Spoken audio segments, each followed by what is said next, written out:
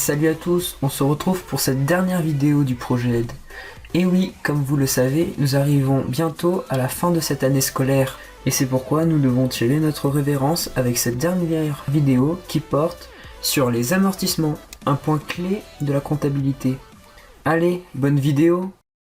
Alors, dans cette vidéo, nous allons voir un point important de la comptabilité, que sont les amortissements. Pour cela, nous allons tout d'abord entamer par une petite introduction, en identifiant les biens qui peuvent être amortissables de ceux qui ne le peuvent pas. Puis, nous analyserons les différentes méthodes possibles pour amortir un bien, c'est-à-dire les amortissements linéaires, puis les amortissements dégressifs. Et enfin, nous allons voir, en fin de vidéo, quelles écritures il faut passer pour comptabiliser ces amortissements en fin d'exercice.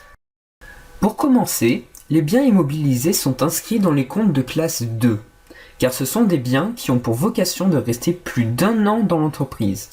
Leurs achats ne se traduisent pas par une écriture à un compte de gestion achat, ni donc par une charge de l'exercice, mais ces biens sont quand même consommés, dans la mesure où ils perdent de la valeur au cours du temps.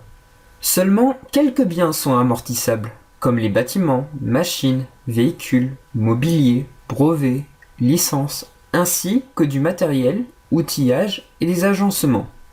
Par contre, les fonds de commerce, marques, stocks et terrains, etc. ne peuvent être amortis car ne s'usent pas ou que leur dépréciation n'est pas régulière.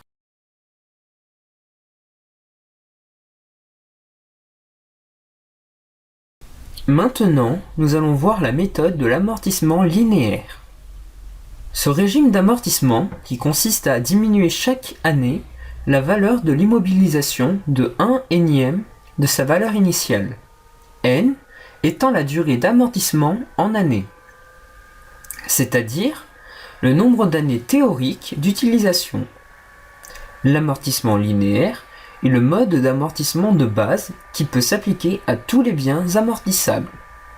En comptabilité, l'amortissement d'une immobilisation débute à compter de la mise en service du bien. En ce qui concerne la base de calcul de l'amortissement, on doit prendre le coût d'acquisition hors taxe, ou le coût de production pour les biens créés par l'entreprise elle-même. Ensuite, pour calculer l'annuité de l'amortissement, il faut prendre la base et la multiplier par le taux de 1/n fois 100. Attention, pour la première année d'amortissement, il faut faire un prorata par rapport à la date de début d'amortissement. Ainsi, on prend la valeur d'origine que l'on multiplie au taux que l'on multiplie à J sur 360. J étant le nombre de jours séparant la date de mise en service à la date de clôture de l'exercice comptable. Maintenant, nous allons illustrer cela avec un exemple. Dans cet exemple, on achète pour 100 000 € de matériel linéaire que l'on va amortir sur 5 ans et que l'on met en service le 20 avril N. Donc tout d'abord, on va calculer le taux de l'amortissement qui est de 1/5 fois 100, soit 20%. Pour la première année, on calcule la différence entre le 20 avril N et le 31 décembre N. On a alors J est égal à 250. On fait alors 100 000 fois 20% fois 250 sur 360, qui nous donne 13 888 et 88 centimes d'euros d'amortissement pour N. Ensuite, on calcule la valeur nette comptable, VNC, du bien en N, soit la base moins amortissement, soit ici 100 000 moins 13 888,88, ce qui nous donne 86 111,12. Pour les années N plus 1 à N plus 4, on va répéter le même schéma, sauf qu'ici, l'amortissement sera constant avec base fois taux, soit 100 000 fois 20%, ce qui nous donne 20 000. Les autres calculs tels que la VNC ou le cumul découlent des éléments que vous voyez sur le tableau. Enfin, la dernière année est un peu particulière car on doit compléter l'amortissement de la première année, ici soit 20 000 moins 13 888,88, donc 6 111,12 € à la fin. Pour vérifier nouveau calcul, le cumul doit être égal à la base et la VNC à 0 €. Maintenant, nous allons voir l'amortissement dégressif. L'amortissement dégressif est une méthode de calcul de l'amortissement dont le montant des annuités est décroissant. Ce mode de calcul est accepté fiscalement sous certaines conditions car il permet d'inciter les entreprises à investir. Attention, en comptabilité, l'amortissement dégressif d'une immobilisation débute le premier jour du mois d'acquisition.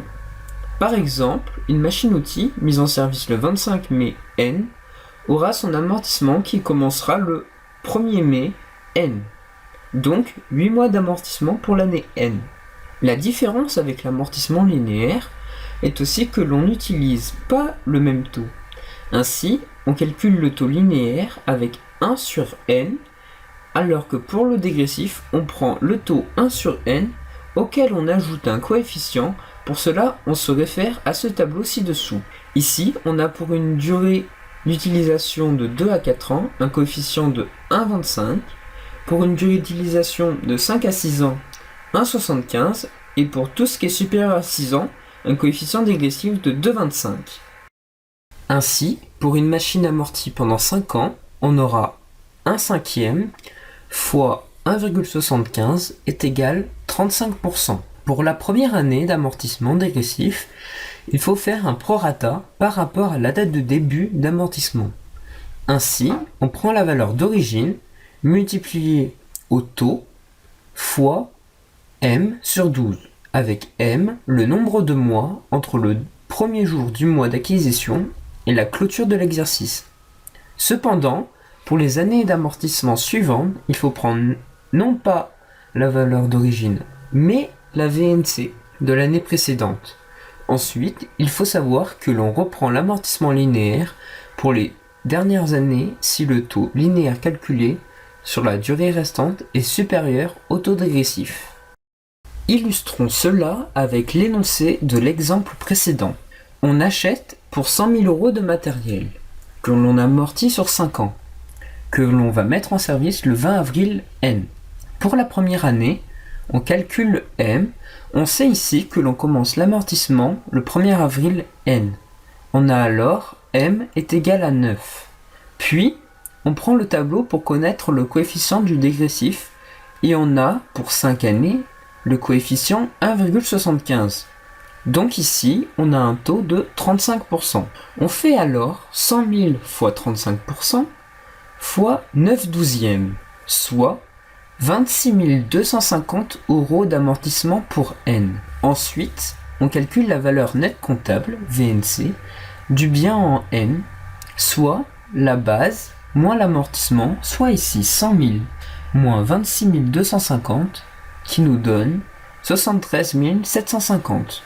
Pour les années N+1 à N+2, on va prendre la VNC comme base pour continuer nos calculs. Ainsi, pour N+1, on a 73 750 fois 35% est égal à 25 812,50 et VNC est égal à 73 750 moins 25 812,5 qui est égal à 47 937,5.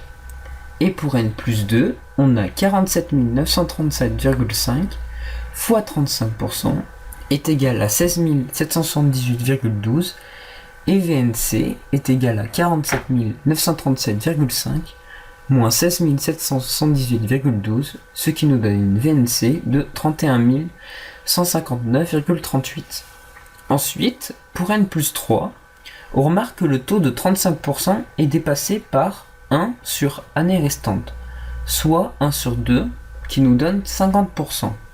Donc à partir de N+3, on arrête de prendre le taux 35% et on continue avec le linéaire. Donc pour N+3, on a la VNC fois 50%, ce qui est égal à 15 579,69.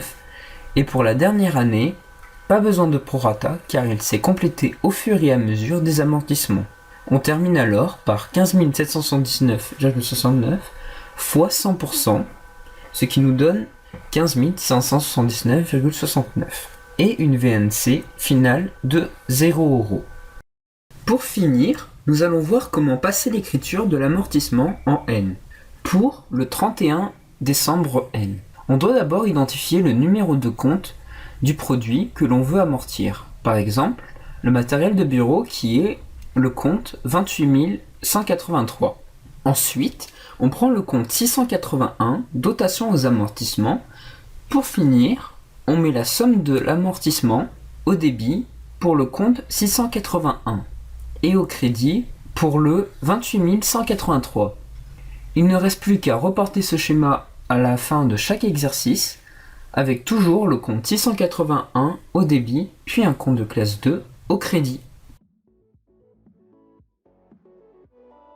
Merci d'avoir regardé notre vidéo et de nous avoir suivis toute cette année. On espère que toutes ces vidéos vous serviront pour votre futur. Il est l'heure pour nous de passer le relais à la prochaine génération de ProjetAid GEA. C'est avec plaisir que l'on a fait toutes ces vidéos ensemble et avec vous, et on vous remercie de les avoir appréciées. Encore merci et à la prochaine pour de nouvelles vidéos.